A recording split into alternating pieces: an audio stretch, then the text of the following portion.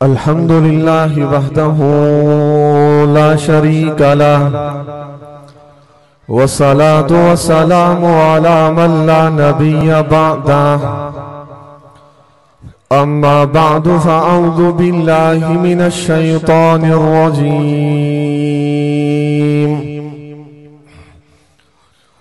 बिस्मिल्लाहिर रहमानिर रहीम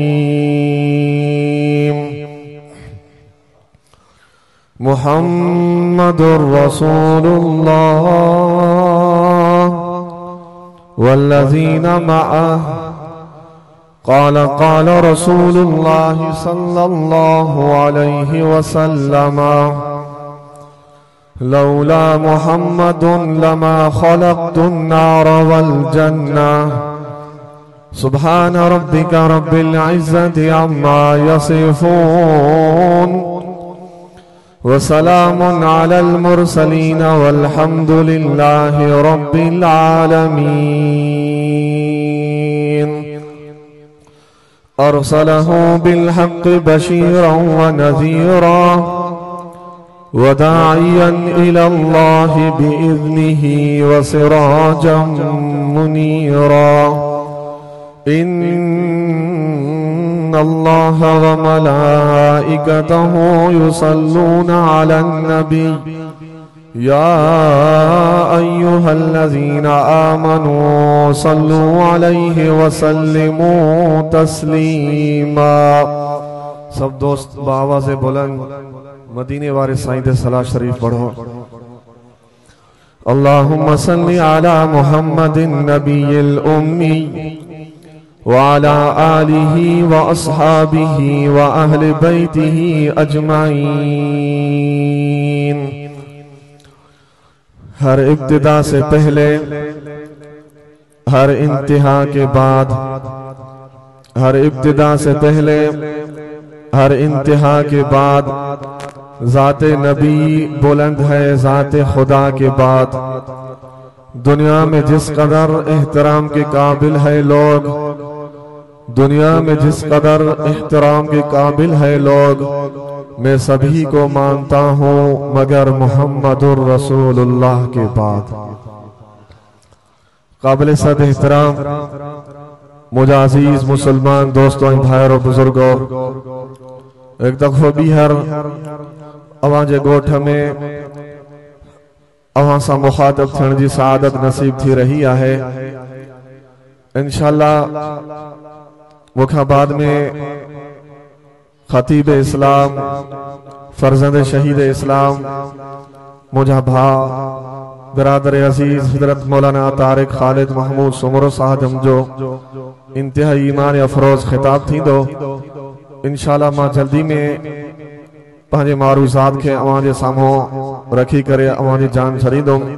पर जेके दोस्त बीठल आहिनि उन्हनि जे ख़िदमत में गुज़ारिश आहे बराए मेहरबानी करे वेही रहो। ये सामने वारो दोस्त टोपी वारो या वेही रहो या हलिया वञो ॿाहिरि।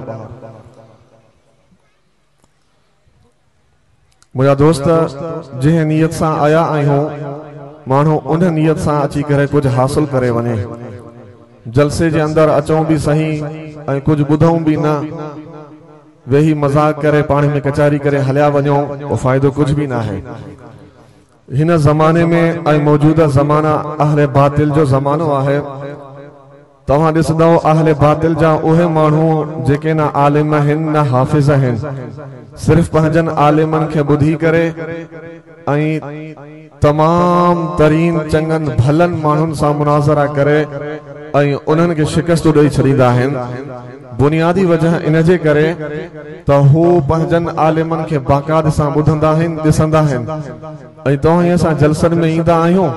बस थोरो नुमाश करे ॾिसी मज़ो वठी करे हलिया वेंदा आहियूं। बकिया ख़बर कान्हे का निमाज़ भॼंदी कीअं, निमाज़ सही कीअं थी पवंदी आहे, नबी सल्लल्लाहु अलैहि वसल्लम जी तारीफ़ छा है, हिते नबी सल्लल्लाहु अलैहि वसल्लम जे बारे में छा चवणो आहे, हिते छा अक़ीदो रखणो आहे, छा मसलो रखणो आहे, इन जी ख़बर ही कान्हे। 50 साल जिंदगी गुज़री वई आहे आलिमनि खे ॿुधी ॿुधी करे, पर अक़ीदे जी ख़बर कान्हे, मसाइलनि जी बि ख़बर कान्हे। तवज्जा आहिनि, तवज्जा आहे, जिन जिन जो तवज्जा है पंहिंजा ॿई हथ फिज़ा में बुलंद कनि। मोहब्बत से वेठा हो पर थोड़ो तवज्जो कजो। इंशाअल्लाह मां जल्दी में पंहिंजे मारूज़ात अवां जे साम्हूं रखण चाहियां तो। अखियूं भी मुझे अखियुनि में मिलायो ऐं पंहिंजे दिल जा कन मुझे तरफ कयो। त मां जेका आयत पढ़ियमि सिर्फ हिक आयत जो अध हिस्सो भी मसर पढ़ियो आहे। आयत मूं ही पढ़ी आहे मुहम्मदुर रसूलुल्लाह। केड़ी आयत पढ़िया चो? मुहम्मदुर रसूलुल्लाह। इन्ही मुहम्मदुर रसूलुल्लाह में अल्लाह सही पंहिंजे मुहम्मद जी तारीफ छा तो बयान कयो। हुज्जतुल्लाहुल इस्लाम बानिया दारुल उलूम देवबंद हजरत मौलाना मोहम्मद कासिम नानोतवी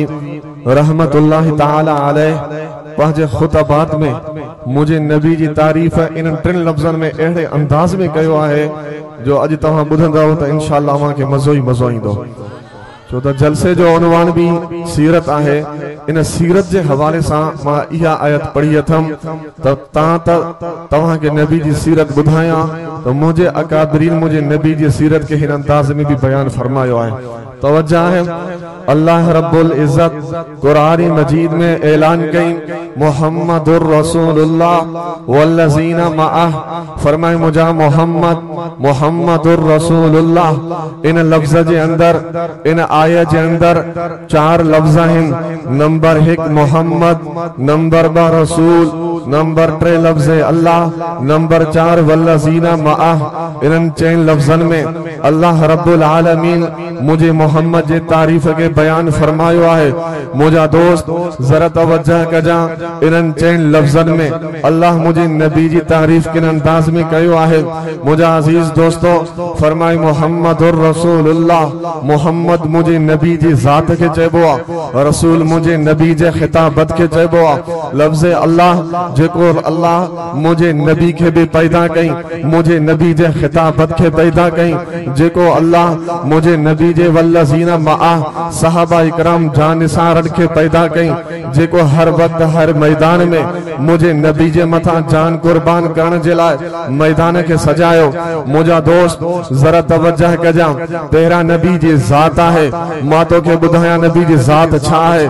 तेरा शख्सियत के दिसबो आ, तेरा जात के दिसबो आ, तेरा हैसियत के दिसबो आ। अगर जिंजी हैसियत आहे, जिंजी शख्सियत आहे, जिंजी जात आहे तो मानू उन जो इस्तकबाल भी कंदो आ, मानू उन जे लाए नारा भी हणंदो आ। जिया अवां डिठो अल्लामा तारिक महमूद सोमरो जिया तवां जे सामो अवां जे गोठ में आयो, अवां उन जो भरपूर इस्तकबाल कयो। छो त उन जी जात ऐं हैसियत तवां असां खां मथे आहे। इन वजह जे करे जे करे किंजी हैसियत तमाम घट होंदो, जुबान जो बद अखलाक होंदो, जुबान जो बेअदब होंदो, बेहैसियत वारो मानू होंदो, मुतशद्दिद किस्म जो मानू होंदो त पो तवां उन सां मिलण भी कदे न ईंदो, तवां उन जो इस्तकबाल भी कदे न कंदो, तवां उन जे सामो कदे ईंदो भी न। वजह छाजे करे यार बेकार किस्म जो मानू आ, बद अखलाक किस्म जो मानू आ। मुझा दोस्त मां तमहीद इन जे करे रखियम त तोखे मां पंहिंजे नबी जी अकीदत सही नमूने सां समझाया। फरमाए मुहम्मदुर रसूलुल्लाह। मुझा मोहम्मद तेरा तुझी जात है। 40 साल गुजरी विया। 40 सालन का बाद में मुझे नबी मक्कतुल मुकर्रम जे उन जबल जे मथा चढ़ी करे मक्के वारन के ऐलान कई या मक्कतुल कुरैश, ए मक्के वारो पंहिंजे घरन ऐं ओताकुन मां बाहर निकरी अचो। जेरिमल मक्के वारा सब जो सब बाहर निकरी आया, मुझो मोहम्मद जेरिमल उन जे सामो ऐलान करे चवे थो पियो तेरा उन के पंहिंजे जात तो बुधाए, ए मक्के वारो लबिस्तु फीकुम उमरा। मां मोहम्मद तहां वटि 40 साल जिंदगी गुजारी है। मां मोहम्मद तहां वटि काफी अरसो गुजारियो है। मां तव्हां जे गोठ मक्के में रहियो आहियां, मां तव्हां जे इलाके में रहियो आहियां, मां तव्हां जे गलिन ऐं घिटिन में घुमो आहियां। ए मक्के वारो 40 साल मां तव्हां वटि जिंदगी गुजारी है। हल वजदतुमूनी सादिकन अम काज़िबा। छा ॾियो हाल हवाल तव्हां मां मोहम्मद के कीअं सुञातो, तव्हां मां मोहम्मद के कीअं सुञातो, मुझे अदब के तव्हां कीअं सुञातो, मुझे अखलाक के तव्हां कीअं सुञातो, मुझे हैसियत के तव्हां कीअं सुञातो। तेरा मुझो मोहम्मद पंहिंजे जात के पेश तो करे। मक्के वारन जवाब दिनो जर्रबना अलैका मिरारन मिरारन ओ मुझा मोहम्मद करीमा असा हर वक्त तो के आजमायोसी पर मुझा मोहम्मद करीमा जर्रबना अलैका मिरारन असा तो के हर वक्त आजमायोसी पर मुझा मोहम्मद तो जो अदब के डिठोसी तो जो अदब पूरी कायनात का आला तो जो अखलाक के डिठोसी तो जो अखलाक पूरी कायनात का आला तुझे हैसियत के डिठोसी तुझे हैसियत पूरी कायनात का आला तुझे जात के डिठोसी तुझे जात पूरी कायनात का आला मुझा मोहम्मद 40 साल जिंदगी गुजारी सी मक्के में 40 साल जिंदगी गुजारे सी तोसा गद मुझा मोहम्मद करीमा मथे जा वार अच्छा थी गया अध जिंदगी गुजरी वई पर मुझा मोहम्मद न तो जड़ो अखलाकन वारो डिठोसी न तो जड़ो अदबन वारो डिठोसी न तो जड़ो हसन वारो डिठोसी न तो जड़ो जमाल वारो डिठोसी हल वजदतुमूनी सादिकनम काज़िबा मुहम्मदुर रसूलुल्लाह छा सिर्फ मायना इन लफ्ज़ दे गलाइंदो जेका मुई तकीरान सिर्फ इन लफ्ज़ दे त अल्लाह सही इन लफ्ज़ जे अंदर छा त इल्म बयान कयो पंहिंजे नबी जी तारीफ के छा केड़ी आयत गलायो मुहम्मदुर रसूलुल्लाह पेरा मुझे मोहम्मद पंहिंजे ज़ात के बयान कयो पेरा मुझो मोहम्मद पंहिंजी हैसियत के बयान कयो जेरीमल ज़ात के आदो रखई जेरीमल हैसियत के आदो रखई उन का बाद में मुझे मोहम्मद पंहिंजे खिताबत के रखे तो मुझा अजीज दोस्तों फरमाई मोहम्मदुर रसूलुल्लाह मुझा मोहम्मद तुझी ज़ात मुझे मोहम्मद जी ज़ात किया आहे जरा तवज्जो कजो मुझा अजीज दोस्तों जेरीमल मुझो मोहम्मद करीम पंहिंजे ज़ात के उन्हें सामो पेश तो करे फरमाई मोहम्मदुर रसूलुल्लाह मुझा मोहम्मद करीमा मां तुझे ज़ात के पूरी कायनात का आला रखियम असा देवबंद जो अकीदो ही ईमान है मुझे नबी जी ज़ात भी आला मुझे नबी जी खिताबत भी आला मुझे नबी जी जमात भी आला असा देवबंद जो ही नजर है मुझे नबी जो मकाम पूरी दुनिया का आला मुझे नबी जी खिताबत पूरी दुनिया का आला मुझे नबी जा जानसार पूरी दुनिया का आला असा देवबंद जो ही नजर आहे मुझे मोहम्मद जड़ो को नबी थी न सगंदो मुझे मोहम्मद जड़ो खतीब केर न थी सगंदो असा देवबंद जो ही अकीदो नजर आहे मुझे मोहम्मद जे सहाबा जड़न जो को सहाबी न थी सगंदो छो त मुझे अल्लाह मुझे नबी जे तारीफ के इन आयत में बयान कई मोहम्मदुर रसूलुल्लाह हेरे तवज्जो लफ्ज़ मोहम्मदुर रसूलुल्लाह तहां दिसनो कुरान मजीद में मोहम्मद में भी कोई नुक्तो कौन है मोहम्मद में भी कोई नुक्तो कौन है रसूल में भी कोई नुक्तो कौन है लफ्ज़ अल्लाह में भी कोई नुक्तो कौन है कौन है ना कौन है ना अरे बुझ जा हुज्जतुल्लाहुल इस्लाम बानी दारुल उलूम देवबंद हजरत मौलाना मोहम्मद कासिम नानोतवी रहमतुल्लाह ताला अलैह पंहिंजे खुतबा जे अंदर लिखे दो पयो मां कुर्बान वना पंहिंजे मोहम्मद जे मथा मुझे रब मुझे मोहम्मद जे तारीफ के किन अंदाज में बयान कयो है फरमाए मोहम्मद लफ्ज में भी कोई नुक्तो कौन है और रसूल में भी कोई नुक्तो कौन है लफ्ज अल्लाह में भी कोई नुक्तो कौन है रब्बा आखिर नुक्तो कौन है छोई छाजलाए फरमाए हा हा मां दुनिया के बुधाइण चाहे दो पयो मुझे मोहम्मद जे लफ्ज में कोई नुक्तो इन से करे ना है मुझे मोहम्मद में कोई ऐब भी ना है इन वजह जे करे मोहम्मद में कोई नुक्तो ना है और मुझे रसूल जे खिताबत में भी कोई नुक्तो ना है छाजे करे मुझे मोहम्मद वाले खिताब तकरीर में भी कोई ऐब भी ना है पर जे मोहम्मद के पैदा करने वाली जात अल्लाह जे रसूल के पैदा करने वाली जात अल्लाह उन अल्लाह में भी कोई नुक्तो कौन है वजह हिन जे करे मुझा मोहम्मद तू भी ऐब खां पाका मुझा मोहम्मद तुझे खिताबत भी ऐब खां पाका मुझा मोहम्मद तुझा सहाबा भी ऐब खां पाक आहिन मुझा मोहम्मद जे मां अल्लाह तो के पैदा कयो वो मां अल्लाह भी ऐब खां पाक आहे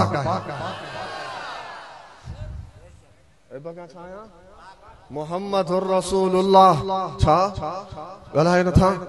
जो मैं तमाम वडिया गलायो मोहम्मदुर रसूलुल्लाह इंशाअल्लाह मां अञा तुझे जज्बात के घर में आईंदुम दिसो त इन लफ्ज़ में सिर्फ इन एक आयत में गुफ्तगू कयां दो फरमाए मोहम्मदुर रसूलुल्लाह मुझा मोहम्मद पेरा मुझी नबी जी जात के पेश कयो है मुझा अजीज दोस्तों मुझे नबी जो वजूद जात हालांकि तुझे मुझी भी जात है पर वजह अच्छा है वजह ही है अम्मा आमिना तय्यबा ताहिरा। अम्मा आमिना थी फरमाए मां आमिना मोहम्मद जी अमर आया। पर मुझे अजीज दोस्तों अजा मां दलील जे तौर ते ही मिसाल पेश कया। मुझे नबी जे जात के अल्लाह बयान किया फरमायो। फरमाए हा मुझा मोहम्मद मां तुझे जात ऐं वजूद के आम इंसान जे वजूद के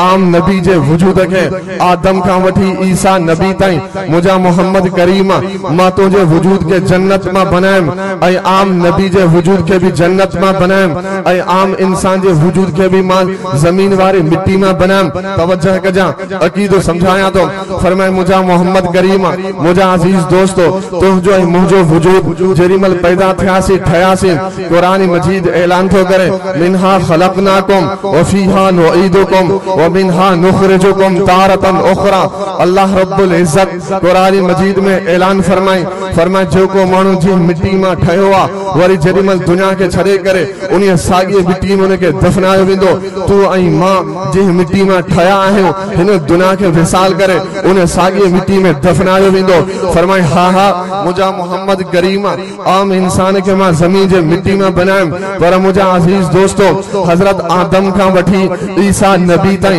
अल्लाह उन समूरन नबियन के जन्नत वारे मिट्टी में बनाई। पर मुझे मोहम्मद के अल्लाह रब्बुल इज्जत जन्नतुल फिरदौस वारी मिट्टी में बनाई। छो त मुझे नबी फरमायो तवज्जो कजा मां तुझे सामो दलील तो पेश किया। मुझे नबी फरमायो मां बैन बैती व मिंबरी रोज़तुम मिन रियासिल जन्नह। फरमाए हा मां मोहम्मद जो घर ऐं मुझो मिंबर अल्लाह जे रसूल फरमायो ये सजो इलाको ये जन्नत जे टुकड़े मजा एकड़ो टुकड़ो है। कुरान मजीद ऐलान कयो जेको शख्स जे मिट्टी में ठयो उन्हें के उन मिट्टी में दफनायो विंदो। को मुखे चवण दे मुझे नबी के अल्लाह जन्नत वारी मिट्टी में बनाई वरी मुझे नबी के अल्लाह अज जन्नतुल फिरदौस में आराम भी कराई।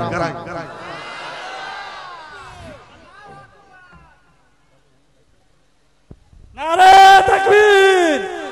नारे तकबीर। मुहम्मदुर रसूलुल्लाह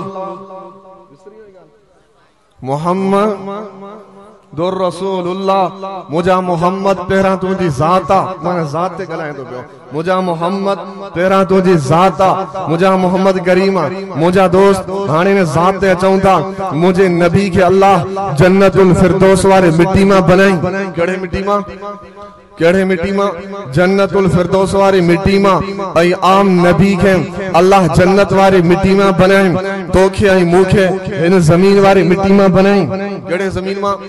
इन जमीन वारी मिट्टी में बनाई। मुझा अजीज दोस्तों हाने मां हदीस जे किताबन में जरी मां जन्नत के डिठम हदीस जे किताबन में जरी मां जन्नत के पढ़म हदीस जे किताबन में हेडा मां पाजे नबी जे वजूद के डिठम हेडा मां पाजे नबी जे वजूद के पढ़म होडा मुके जन्नत सामो आयो हेरा मुझे नबी जो वजूद मुखे सामो आयो। फरमाए मुहम्मदुर रसूलुल्लाह मुझा मोहम्मद मां तुझे जात के जन्नतुल फिरदौस वारी मिट्टी में बनाएम। मां जन्नत के डिठम जन्नत में खुशबू आहे हर वक्त खुशबू आहे। मुश्क अंबर का वधिक जन्नत में खुशबू आहे। पर मुझा अजीज दोस्तों मां हदीस के किताबन में जरी मां पाजे मोहम्मद के डिठम जरीमल गर्मी जी मौसम तो ऐं मां घरा निकरंदा आहियूं तुझे मुझे वजूद में पघर निकरंदो आ उन पघर में धप ही धप होंदी है। पर मां कुर्बान वना पाजे मोहम्मदुर रसूलुल्लाह जे मथा जरीमल मुझो मोहम्मद घरा बाहर निकरे गर्मी जे मौसम में जिस्म में पघर मुबारक निकरे मुझे मोहम्मद जे पघर मुबारक में खुशबू तुझे मुझे पघर में बदबू वजह चोई छाजला कुरान मजीद ऐलान कई मोहम्मदुर रसूलुल्लाह मुझा मोहम्मद मां तुझे जात के जन्नतुल फिरदौस में बनाम जन्नत में खुशबू तुझे पघर में भी खुशबू आम इंसान की मिट्टी में बनाम फिर मिट्टी में बदबू आम इंसान के बदन में भी बदबू मुझा मोहम्मद तुझे वजूद जन्नत में खुशबू तुझे पघर मुबारक में भी खुशबू आया ना। हर खतीब जो बयान करने अंदाज पंहिंजो समझो जी पर हिन अंदाज में शायद तमा करे बुधो ना होजे। मां कुर्बान होना पंहिंजे उस्ताद मुतकल्लिम इस्लाम हजरत मौलाना मोहम्मद इलियास घुमन अल्लाह उनकी हिफाजत फरमाए उन इन अंदाज में बयान फरमाए। तो मोहम्मदुर रसूलुल्लाह अज याद करे वंजो वरी मिलो वाला ना मिलो मुहम्मदुर रसूलुल्लाह मुझा मोहम्मद पेरा तुझी ज़ात मां तुझे ज़ात के कादों बनाए जन्नतुल फिरदौस में बने मुझे अजीज दोस्तों मुझे नबी जे वजूद के अल्लाह जन्नतुल फिरदौस में बने जन्नत में खुशबू नबीउल अंबिया जे वजूद मुबारक में भी खुशबू वजह छोई छाजरा मुझे अजीज दोस्तों अजामतों के अक्ते वठियाला उम्मे ऐमन अम्मा आशा जी बानिया उम्मे ऐमन थी फरमाए जेरी मलमा के शादियां तकरीब में हिंदी होयम जे तवा असा जा बार मिटरन माइटन जे शादियां तकरीब में हिंदा आहल मुझे अजीज दोस्तों जेरीमल उम्मे ऐमन की शादियां प्रोग्राम में विंदी हुई तो हजरत उम्मे ऐमन जे जिसमें कपड़न में खुशबू जा अंबार हुंदा उन शादी जे तकरीब में मायूं पुछा कंदी हुयो ए उम्मे ऐमन दे हाल हवाल ये खुशबू तू किथा वठी आई आही केड़े बादशाह जे तरफा तो के तोहफो मिलेला केड़े बादशाह जे घरवारी जे तरफा तो के तोहफो मिलेला ये खुशबू इराक ए ईरान में ये खुशबू शाम ए लबनान में ये खुशबू मिस्र में तू वठी आई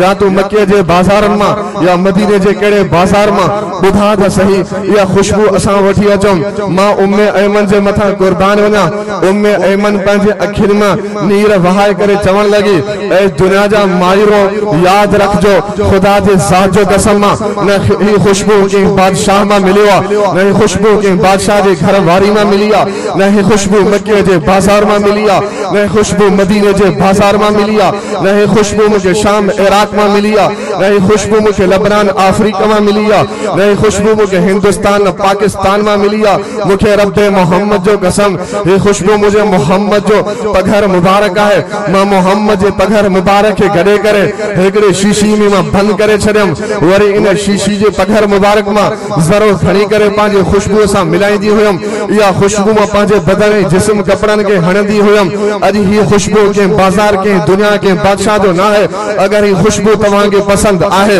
तो ही खुशबू मुझे मोहम्मद जो पघर मुबारक जो खुशबू मोहम्मद तकबीर नारे तकबीर मुहम्मदुर रसूलुल्लाह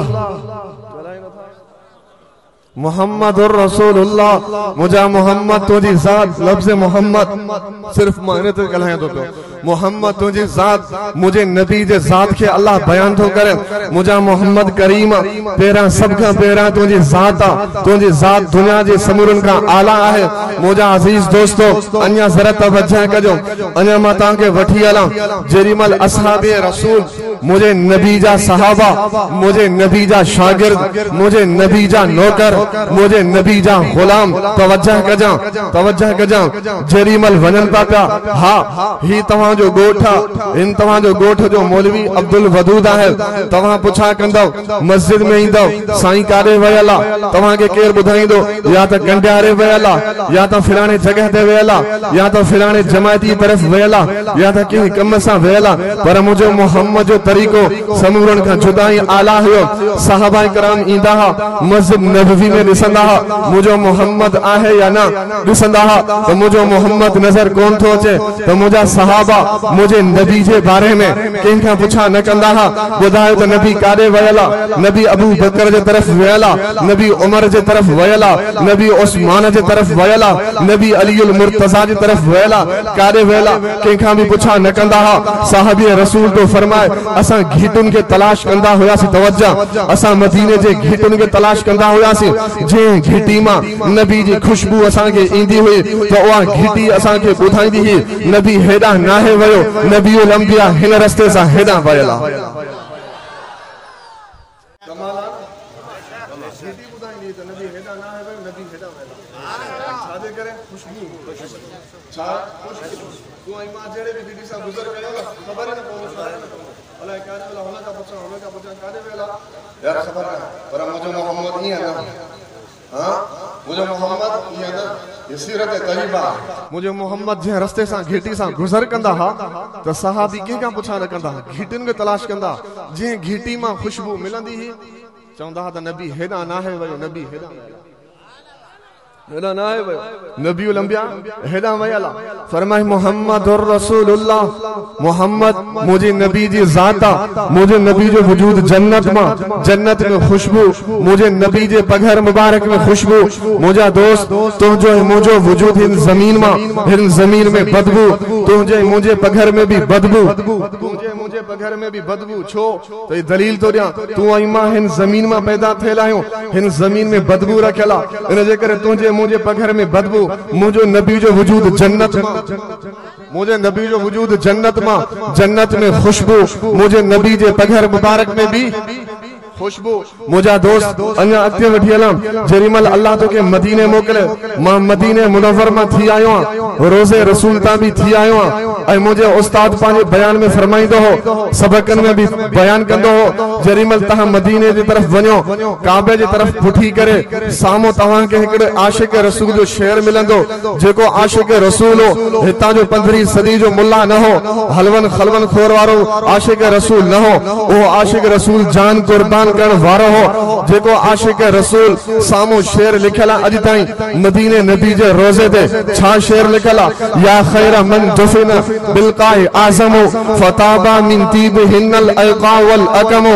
नफ्सिल फिदाउ लिकब्रिन अंत साकिनो फीहिल अफाफ व फीहिल जूद वल करमो या खैर मन दुफिन बिलकाए आजमो मुझा मोहम्मद जी कब्र में तू मदफूना उहा कब्र वो रोजो पूरी कायनात का आला है या खैर मन दुफन बिलकाए आजमो फताबा मिन तीब हिन्नल अलका वल अकमो मुझा मोहम्मद करीम अज जी दुनिया के रोशन मिलिया अज जी दुनिया के खुशबू मिलिया जी दुनिया के हिदायत मिलिया मुझा मोहम्मद करीम तो मोहम्मद जे रोजे जे बरकत जे करे मिलिया वा आशिक रसूल या खैर मन दुफन बिलकाए आजमो फताबा मिन तीब हिन्नल अलका वल अकमो नफ्सिल फिदाउ लिकब्रिन अंत साकिनो मुझा मोहम्मद करीम तो मोहम्मद जे मथा मुझो अबो भी कुर्बाना मुझा मोहम्मद तो मोहम्मद जे मथा मुझी जीजल भी कुर्बाना मुझा मोहम्मद तो मोहम्मद जे मथा मुझा बच्चा भी कुर्बाना या खैर मन दुफन बिलकाए आजमो फताबा मिन तीबिल अलका वल अकमो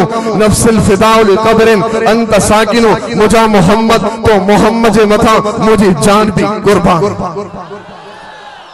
मोहम्मदुर रसूलुल्लाह छा मोहम्मदुर रसूलुल्लाह मुझा मोहम्मद तुझी जात पूरी दुनिया का आला तुझी वजूद जन्नत में खुशबू तुझे पघर मुबारक में भी खुशबू मुझा अजीज दोस्तों जरा तवज्जह कजो जरीमल हाने मुझे नबी जे वजूद के पढ़ियम मुझे नबी जे वजूद में भी शफा मां जन्नत के पढ़ियम जन्नत में भी शफा ही शफा है हाने मां जन्नत के भी पढ़ियम तवज्जह इल्मी लफ्ज तो गई वना फरमाए जन्नत में भी शफा मुझे नबी जे वजूद मुबारक में शफा मुझा अजीज दोस्तों जरीमल तवा के शहर ऑफिस में वींदो बाहर दरवाजे पे लिखल होंदो हिते थुक उछलाण मना हुआ है वजह छाजे करे ऐ तो जो मुझो वजूद इन जमीन में वबाई बीमारी है मां कुर्बान वना मोहम्मद जे मथा मुझो मोहम्मद जे वजूद जन्नत में शफा मुझे मोहम्मद जे लुआब मुबारक में भी शफा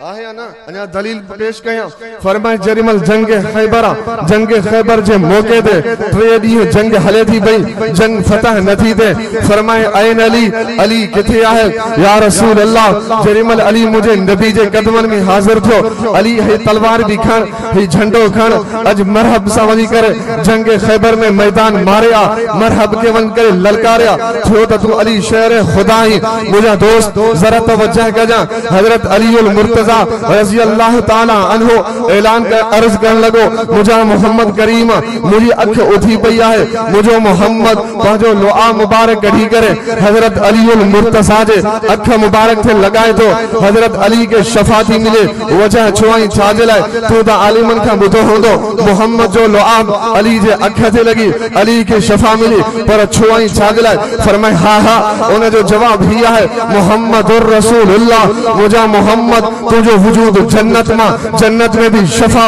तुझे लुआ मुबारक में भी शफा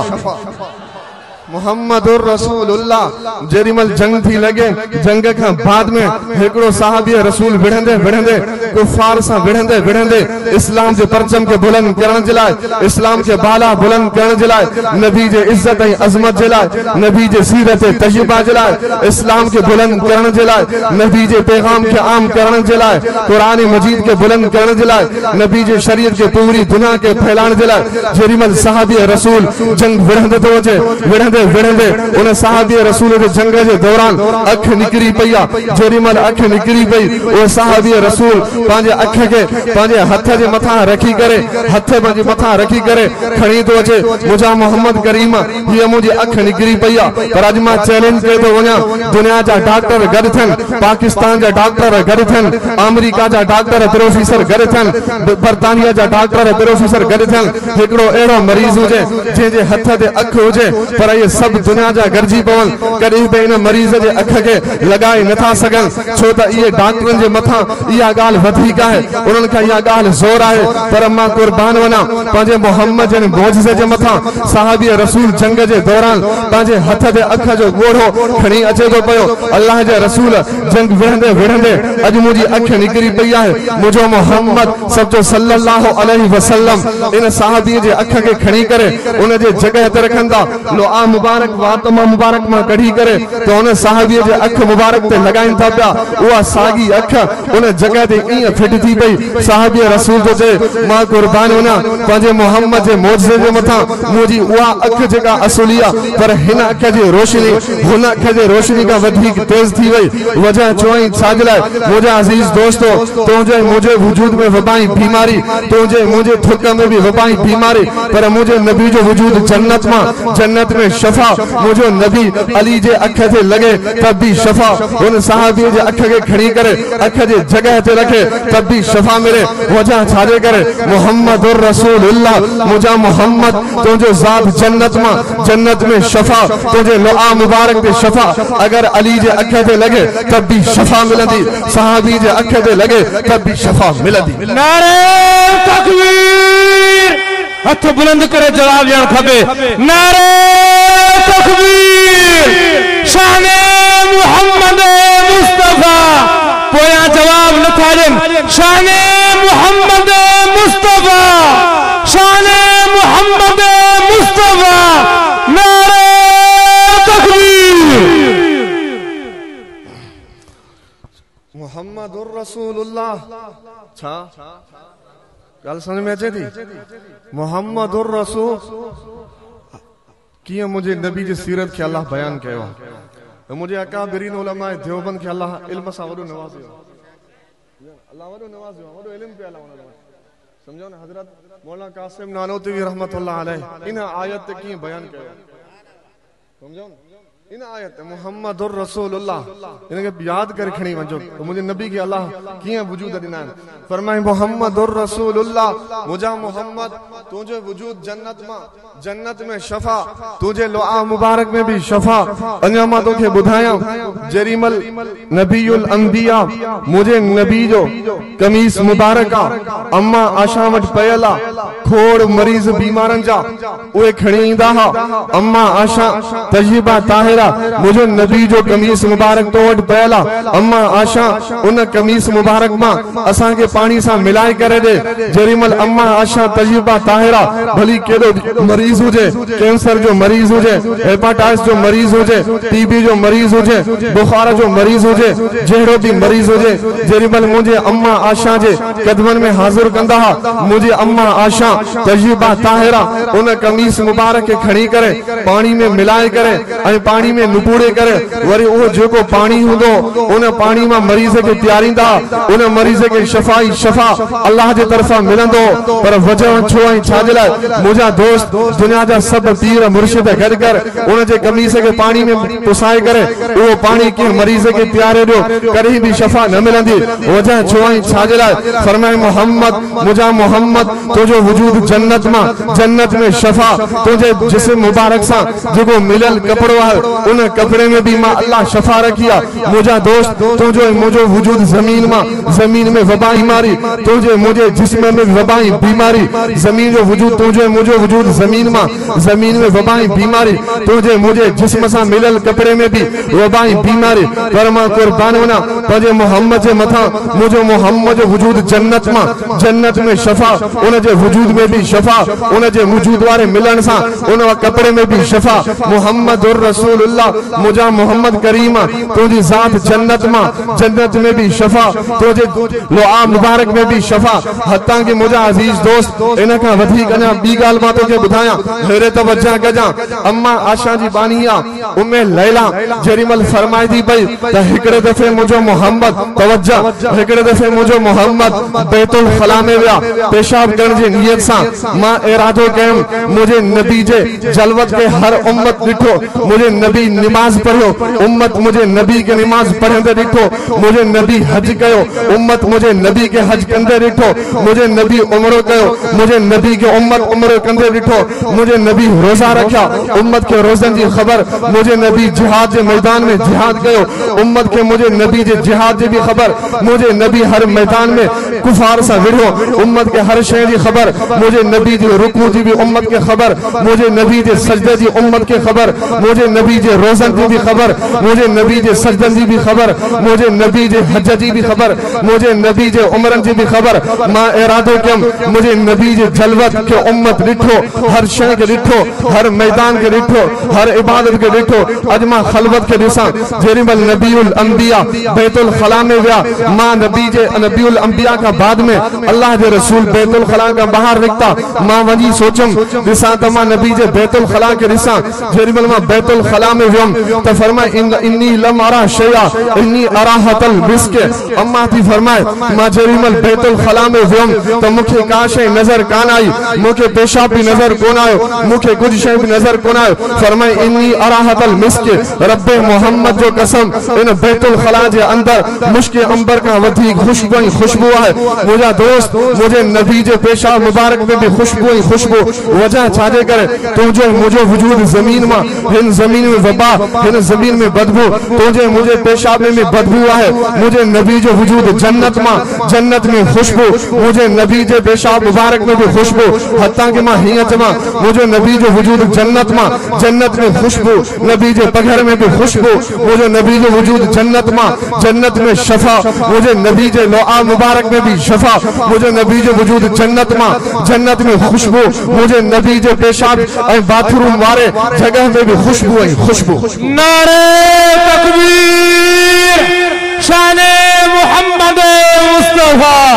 शाने मोहम्मद मुस्तफा, नारे तकबीर।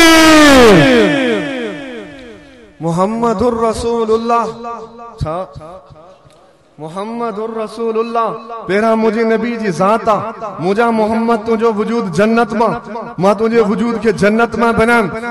यानी जन्नतुल फिरदौस मां बनाम। हत्ता कि मुझा मोहम्मद करीमा तुझो वजूद जन्नत मां, जन्नत में खुशबू, तुझे वजूद में भी खुशबू, जन्नत में शफा, तुझे वजूद में भी शफा, तुझे मुझे वजूद इन जमीन मां, इन जमीन में वबाई बीमारी, तुझे मुझे वजूद में वबाई बीमारी, मुझे नबी जो वजूद जन्नत मां, जन्नत में शफा, मुझे नबी जे लुआ मुबारक में शफा, तुझे मुझे वजूद जमीन मां, इन जमीन में वबाई बीमारी, तुझे मुझे थुक में वबाई बीमारी, मुझे नबी जो वजूद जन्नत मां, जन्नत में खुशबू, मुझे नबी जे पेशाब मुबारक में भी खुशबू, तुझे मुझे वजूद जमीन मां, जमीन में बीमारी बदबू, तुझे मुझे पेशाब में बीमारी बदबू। मुहम्मदुर रसूलुल्लाह पेरा मुझे नबी जी जाता, पेरा मुझे नबी जे जात के बयान फरमायो। मुझा अजीज दोस्त अन्या तवज्जह कजा, अन्या मातो के वठियाला हुज्जतुल्लाहुल फिल अर्ज़ हजरत मौलाना मोहम्मद कासिम नानोतवी वहां पंजे अकाबरीन उलमा देवबंद जे मथा कुर्बान होना। फरमाए अम्मा आशा तजीबा ताहिरा बीबी जुलेखा सा मुनाजरा करन लगी, तवज्जा बीबी जुलेखा सा मुनाजरा करन लगी, छा चवण लगी लवामी जुलेखता लौ रईना जबीनहु ला असरना बिल क़त्ते कुलूबुहुन्ना अलल यदी। ए जुलेखा तुझो मिस्र जो शहजादो हजरत यूसुफ हो, परम ए जुलेखा याद रखना मुझे मक्के मदीने जो शहजादो मोहम्मदुर रसूल रसूलुल्लाह है जुलेखा लवामी जुलेखता लौ रअयना जबीनहु जरिमल ए बीबी जुलेखा तू जरिमल पंहिंजे माइन खे घुराए करे दस्तरखान ते रखी दस्तरखान ते विहारी उन दस्तरखान जे विहारण खां बाद में ऐं तू उन दस्तरखान ते फ्रूट रखिया फ्रूट उन माइन जे हथ में तो ॾिनो उन जे हथ में छुरियो ॾिनई हाणे उन वक्त ऐं उन दौरान जरिमल बीबी जुलेखा उन माइन जे दौरान दस्तरखान विछाइजी वियो उन्हनि खे फल भी मिली विया उन्हनि खे उन जे हथनि में छुरियूं भी मिली वियूं हाणे अम्मा आशा तय्यबा ताहिरा बीबी जुलेखा सां मुक़ाबिलो थी करे उन सां बहस मुबाहिसी थी करे उन सां मुनाज़रा थी करे लवामी जुलेखता लौ रअयना जबीनहु लअसरना बिलक़त क़ुलूबुहुन्ना अलल यदी ए जुलेखा जरिमल तुंहिंजे यूसुफ के मिस्र जो मायूं ॾिठियूं ऐं उन जे हुस्न ऐं जमाल के ॾिठियूं उन्हनि पंहिंजा हथ वढे छॾिया पर जुलेखा यादि रखना जरिमल मुझे मोहम्मद के मक्के वारन ॾिठो जरिमल मुझे मोहम्मद के मदीने वारन ॾिठो जरिमल ॾिठो ॾिसण साईं उन्हनि पंहिंजा कंध कपराए छॾिया तुंहिंजे यूसुफ के तुंहिंजे हुस्न के तुंहिंजे शहजादे के जिन ॾिठो उन्हनि पंहिंजा हथ वढाए छॾिया उन्हनि हथ वढाए छॾिया आयल सही पर मुझे मोहम्मद के जिन ॾिठो उन्हनि पंहिंजा कंध कपराए छॾिया बदर जे मैदान ओहद जो मैदान तबूक जो मैदान खंदक जो मैदान केतिरा सहाबा इकराम नबी जे मथां जानू कुर्बान करे छॾियूं तवज्जो कजा हजरत मौलाना थोड़ा दुखिया लफ्ज़ तवज्जो कासिमुल उलूम वल खैरात मौलाना मोहम्मद कासिम नानोतवी फरमाए तो पे लवामी जुलेखता लौ रअयना जबीनहु लअसरना बिलक़त क़ुलूबुहुन्ना अलल यदी फरमाए हा जरिमल मुझो नबी जात में सबिन का अग में मुझे नबी के हर शे सबिन का अग में मिलिया अगर नबूवत जी गाला पेरा मुझे मोहम्मद के मिलिया उन्हन का बाद में बे नबियन के मिलिया हुस्न में भी मुझे नबी मरकजा पेरा मुझे मोहम्मद के हुस्न मिलियो बाद में बे नबियन के मिलियो इल्म में मुझे मोहम्मद मरकजा पेरा मुझे मोहम्मद के मरकज इल्म मिलियो उन्हें का बाद में बे नबियन के मिलियो फरमाए हा जरिमल उन्हन मायुन हुस्न यूसुफ मुझे मोहम्मद हुस्न जो मरकजा मुझे मोहम्मद का हुस्न निकतो वो हुस्न फैलजी वियो पूरे नबियन पूरे दुनियान में तकसीम थी पियो पर हुस्न मुझे मोहम्मद का है मरकज हुस्न मोहम्मद उता हुस्न निकरी करे बेन के हुस्न मिलियो है फरमाए हा जरिमल यूसुफ के ॾिठो उन्हनि मायुन पंहिंजा हथ वढे छॾियो छो त जरिमल हुस्न के ॾिठो त ओ यूसुफ जो हुस्न हुयो जरिमल अध हुस्न के ॾिठो जिस्म जो अध कटे छॾियो छो त उज़वो आहे हथ पर जरिमल ही उज़वो तहां जो मौजूद आहे बाह कटियो वने तभी माण्हू न मरंदो आंगुर कटियो वने तभी माण्हू न मरंदो पैर कटियो वने तभी माण्हू न मरंदो जेकॾहिं जंग कटियो वने तभी माण्हू न मरंदो छो त जिस्म जो उज़वो आहे इन उज़व जे करे मरी न सघंदो वजह छाजे करे मुझे मोहम्मद ज़ात अक़दस आहे जरिमल यूसुफ वो ज़ात अक़दस न आहे हजरत यूसुफ के उन्हनि मायुनि ॾिठो ॾिसण साईं उन्हनि पंहिंजा हथ वढे छॾिया ऐं मुझे मोहम्मद के ॾिठो उन्हनि पंहिंजा कंध कपराए छॾिया छो त हो मरकज़ आहे मरकज़ के ॾिठो पंहिंजा कंध कपराए छॾियो हुस्न के ॾिठो यूसुफ के ॾिठो अध हुस्न के ॾिठो जिस्म जे अध उज़वन के कटे ॾिठो मरकज़ हुस्न मोहम्मद के ॾिठो मरकज़ कंध के भी कपराए छॾियो नारे तकबीर ताजे गोठ भला पाबंदी छा बुलंद आवाज सां जवाब ॾियो नारे तकबीर बई हथ फिजा में बुलंद कयो त खबर पे त ॾेपर में जलसो आहे नारे तकबीर माशाअल्लाह नारे तकबीर शान मोहम्मद मुस्तफा शान मोहम्मद मुस्तफा नारे तकबीर मुहम्मदुर रसूलुल्लाह यादा पूरो मुनो कलाक थी चुको हिकड़े लफ्ज़ ते ॻाल्हायां थो पूरो मुनो कलाक मोहम्मद छो त इन ई लफ्ज़ में इल्म घणो आहे ॿियूं त आयतूं मां पढ़ी सघां थो पर इन मां त जान छॾायां पर मां त चवां थो इन आयत में ख़तीब तक़रीर करे करे सालनि जा साल पूरा थी पवंदा पर इन आयत में मुझे मोहम्मद जो तारीफ़ लिखल आहे वो तारीफ़ करे ख़त्म करें भी खत्म न थी सघंदो इन जे करे अञा हले जो पियो मुहम्मदुर रसूलुल्लाह मुजा मोहम्मद सब का पहिरां तुझी ज़ात आ तुझो ज़ात ऐं वजूद जन्नत मां जन्नत में खुशबू तुझे वजूद में भी खुशबू मुजा मोहम्मद जन्नत में शफा तुझे वजूद मुबारक में शफा मुजा दोस्त असां दो बंदिन करे चयो नबी असां जेड़ो आए मां त चवां तो तुझो मुझो वजूद जमीन मां हिन जमीन में बदबू तुझे मुझे पगर में बदबू मुझे नबी जो वजूद जन्नत मां जन्नत में खुशबू मुझे नबी जे पगर मुबारक में खुशबू तुझे मुझो वजूद जमीन मां जमीन में वबाई बीमारी तुझे मुझे थुक में वबाई बीमारी मुझे नबी जो वजूद जन्नत मां जन्नत में शफा मुझे नबी उल अंबिया जे वजूद मुबारक में भी शफा तुझे मुझो वजूद हिन जमीन मां हिन जमीन में भी वबाई बीमारी तुझे मुझे पेशाब में वबाई बीमारी मुझे नबी उल अंबिया जो वजूद जन्नत मां जन्नत में शफा मुझे नबी जे वजूद मुबारक जे उन पेशाब मुबारक में भी शफा हजरत कासिम नानोतवी कासिमुल उलूम वल खैरात मुझे नबी जे जात के अन्या हिन अंदाज में भी बयान फरमाए हां मुजा मोहम्मद करीमा मां इन तुझे जात दे भी अन्या गलाए तो पियो हालांकि अवां के खबर आ जरीमल मक्के तवज्जो हेरे अल्लाहुम्मा इन कान हाजा हुवल हक मिन इंदिक फअमतिर अलैना हिजारतम मिन समा तवज्जो कजो जरीमल मक्के वारन चयो ए मोहम्मद करीमा असां जो तोखे मथा सवाल है ए मोहम्मद करीमा असां जो सवाल है हर जमाने में हर नबी जो उम्मत पांचे नबियन का सवाल कयो हजरत नूह का उम्मत सवाल कयो ए हजरत नूह अगर तू सच्चो नबी आ तो पांचे रब के चो असां जे मथा अजाब मोकले मुझा अजीज दोस्तों तवज्जो कजो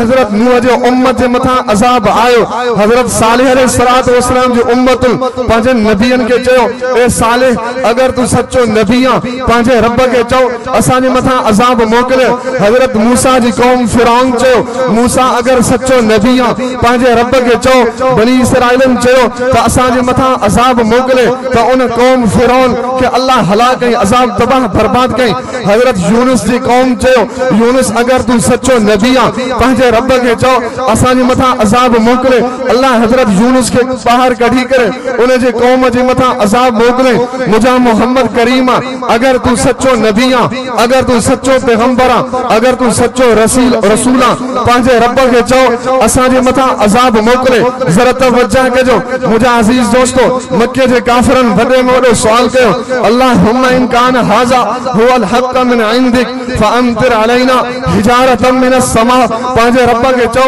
आसमान में असां जे मथा पत्थर जो अजाब मोकले पत्थर जो मींह वसाए अगर तू सच्चो नबी आ अगर तू सच्चो पैगंबर आ हा जरीमल मुझे नबी जे मथा काफिरन एतराज कयो मुझो रब उन वक्त में दलील दिनई दलील जे दुनिया में अल्लाह हर वक्त बातिल के शिकस्त दिनी है अज उलमा देवबंद के अल्लाह हर दौर में इल्म जे मैदान में पहरे सिफे अव्वल में जिहाद जे मैदान में सिफे अव्वल में सियासत जे मैदान में सिफे अव्वल में तबलीग जे मैदान में सिफे अव्वल में तदरीस जे मैदान में सिफे अव्वल में हर दौर में उलमा देवबंद काफिर के ललकारियो है काफिर से मुकाबलो कयो है अफगानिस्तान की जमीन उलमा देवबंद इस्लाम के परचम के बुलंद कयो अगर पाकिस्तान की जमीन उलमा देवबंद इस्लाम के परचम के बुलंद कयो कादियानियत मुकाबले में आयो उलमा देवबंद पहले नंबर पे राफिजियत मैदान में आयो उलमा देवबंद पहले नंबर पे अहले बातिल तसनीफ में आयो उलमा देवबंद पहले नंबर पे अहले बातिल तदरीस के मैदान में आयो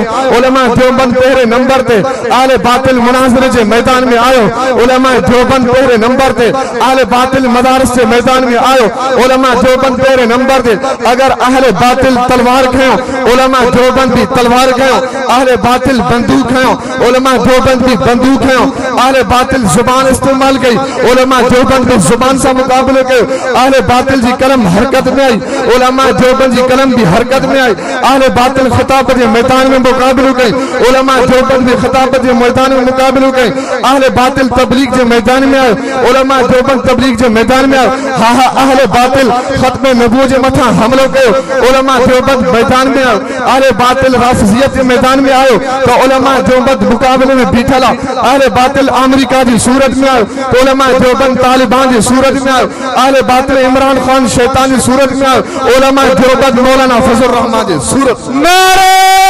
तकबीर कायदे जमीयत हजरत मौलाना फजल फजलुर रहमान,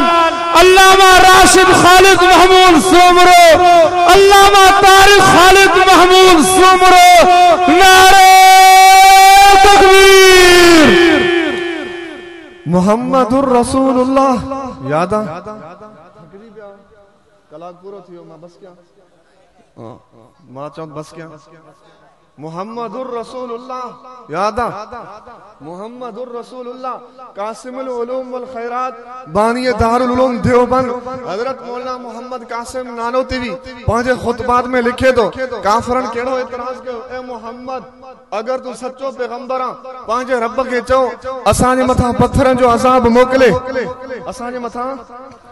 पत्थर जो अज़ाब मोकले। यूनिस जे उम्मत जे मथा भी अज़ाब आयो, नूह जे उम्मत जे मथा भी अज़ाब आयो, मूसा जे उम्मत जे मथा भी अज़ाब आयो, ईसा जे उम्मत जे मथा भी अज़ाब आयो, हर नबी जे कौम जे मथा भी अज़ाब आयो, सालेह जे उम्मत जे मथा भी अज़ाब आयो, यूसुफ जे उम्मत जे मथा भी अज़ाब आयो, याकूब जे उम्मत जे मथा भी अज़ाब आयो, इब्राहीम जे उम्मत जे मथा भी अज़ाब आयो। ए मुजा मोहम्मद करीम अगर तू सच्चो पैगंबर आ पंहिंजे रब के चओ त अज़ाब मोकले। उन वक्त में रब जो कुरान मजीद नाज़िल करे ऐलान कई काफिरो खबरदार हो जो मां मोहम्मद जे दिफा में मां अल्लाह रब्बुल आलमीन कुरान मजीद नाज़िल केतम मुजा मोहम्मद करीम इनन काफिरन के दलील के तौर पे जवाब दे। केरो जवाब हुनन सवाल कयो अल्लाहुम्मा इन कान हाज़ा हुवल हक़्क़ मिन इंदिक फअमतिर अलैना हिजारतम मिनस समा। मुजा मोहम्मद करीम रब के जो पत्थर जो अज़ाब मोकले मुझो रब जवाब दे वमा कान अल्लाह लियुअज़्ज़िबहुम व अंत फीहिम। हाउ मुजा मोहम्मद करीम इनन काफिरन के चओ तो उहे जेके नबी हुया उन नबियन के मां अल्लाह नबूवत जेका दिनी हम उन नबियन जे ज़ात के मां नबूवत दिनी हम। अगर यूनुस नबी आ उन जो नबूवत के इलाके ताईं महदूद आ, अगर नूह नबी आ उन जी नबूवत के इलाके ताईं महदूद आ, अगर यूसुफ नबी आ उन जी नबूवत के इलाके ताईं महदूद आ, ईसा नबी आ उन जी नबूवत के इलाके ताईं महदूद आ, इब्राहिम नबी आ उन जी नबूवत के इलाके ताईं महदूद आ। हर नबी के नबूवत मिली आ पर के इलाके ताईं दिनी है। तवज्जो कजो मुजा मोहम्मद करीम इनन काफिरन के चओ मां उन नबियन जे कौम जे मथा वाकई अज़ाब मोकलियो पर मां अल्लाह जो एकड़ो कुलियो कानून है जे नबी जे कौम जे मथा मां अज़ाब जरी मोकली दो आया उन नबी के उन जे दायरे नबूवत का बाहर कढंदो आया तो उन जे कौम जे मथा अज़ाब मोकली दो। मुजा मोहम्मद इनन काफिरन के चओ मुजा मोहम्मद करीम इनन काफिरन के चओ जेकरे मां हजरत यूनुस से